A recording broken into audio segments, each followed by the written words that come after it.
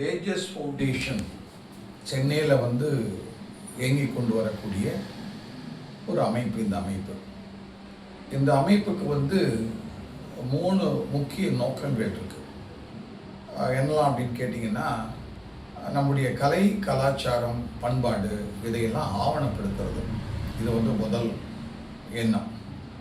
இரண்டாவது என்னன்னு கேட்டிங்கன்னா, நம்மளுடைய தமிழ் இலக்கியத்தில், பக்தி இலக்கியத்தில் தேவாரம், திருவாசகம், திவ்ய பிரபந்தம், தமிழ் பக்தி இலக்கியங்களை எல்லாத்தையும் அது சம்மந்தமான கருத்தரங்குகளை ஏற்பாடு பண்ணுறது, அதை ஆவணப்படுத்துறது, இதுவும் ஒரு முக்கியமான விஷயமாக நாங்கள் செஞ்சுட்டு வரோம். மூன்றாவது என்னன்னு கேட்டிங்கன்னா, மாணவர்களுக்கு படிப்பதற்காக வேண்டிய உதவித்தொகைகள் கொடுப்பது, அவங்களுக்கு ஒரு நல்லொழுக்கம் சம்பந்தமான கருத்து அரங்குகளை நடத்துறது, இதையெல்லாம் செஞ்சுருக்கோம்.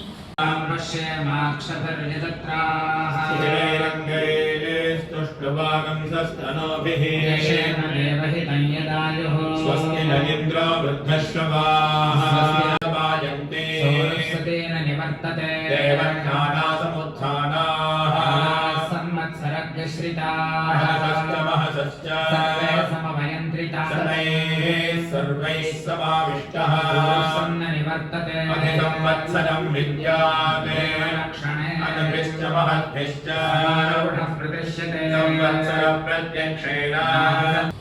இந்த வருஷம் நாங்கள் இப்போ செஞ்ச ஒரு வேலை என்னன்னு கேட்டிங்கன்னா, உலகம் முழுசும் வந்து ஒரு பதற்றமான ஒரு சூழ்நிலை ஏற்பட்டிருக்கு இப்போ. ஸோ இந்த பதற்றமான சூழ்நிலையிலிருந்து ஒரு அமைதியான ஒரு சூழ்நிலைக்கு உலகம் வந்து திரும்பணும்.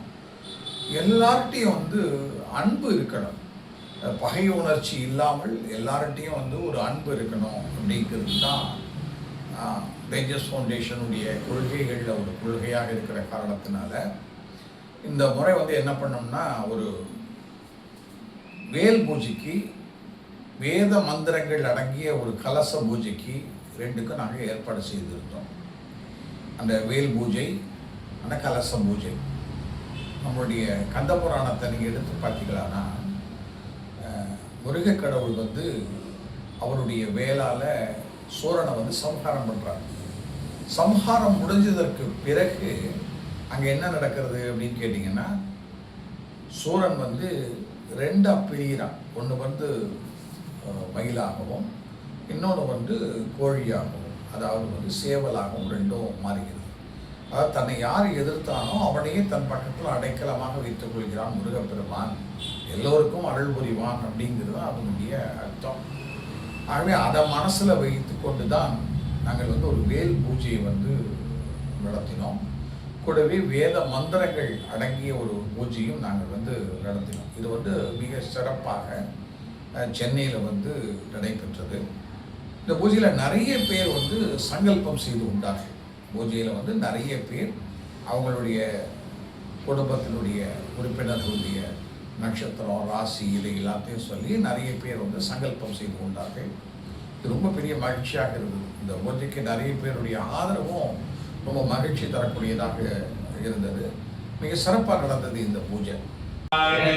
संवत्सरस्य प्रियतमगुं रूपं योऽस्य महारक्तौत्पत्स्यमानो भवति पुनश्चेति तवाहरणं दद्यात् जानाकुं सप्तथमावरेकचं षडुर्यमार्गयो देवतानिति तेषामिष्टानि विहितानि धामशः सात्वेरे दन्ते विगतानि लोपशः आज्ञरतानं सङ्गृह्णानीति द्वादशारत्नेन सदा भवते द्वादशमादात् संवत्सरः संवत्सरमेवावरुन्धे मौज्ये भवते ऊर्ध्वैमुज्जाः ऊर्जमेवावरुन्धे चित्रानक्षत्रं भवति चित्रं वा एतश्वमेधः समृद्धे आराधनसमस्तदेवतां प्रसादेन सर्वाभीष्टबलसिद्धिरस्तु.